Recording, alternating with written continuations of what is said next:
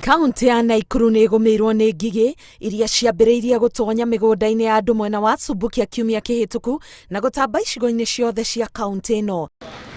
Abitha mũrũgamĩrĩri wa rũhonge rwa ũrĩmi kaunti ĩno Kibet Maina augĩte mũnyaka nĩ atĩ gũtirĩ na irio nyingĩ mĩgũnda-inĩ amu nĩ hĩndĩ arĩmi aingĩ maraharĩria mĩgũnda yao kũhanda. Fortunately, we don't have a lot of crops currently in the field because this is the time when the farmers were preparing their lands for the next growing season. And basically what we have in the field which is getting destroyed are the pastures.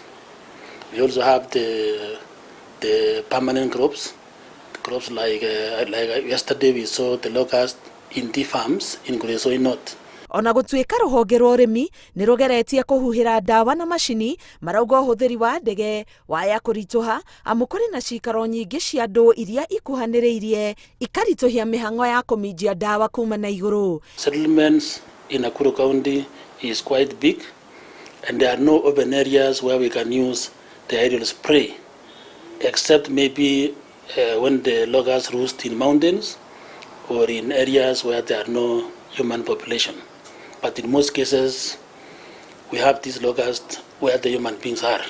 Not only human beings, but where we have our livestock, where we have areas where people go to get water, the watering points. So it becomes a challenge to use aerial spray.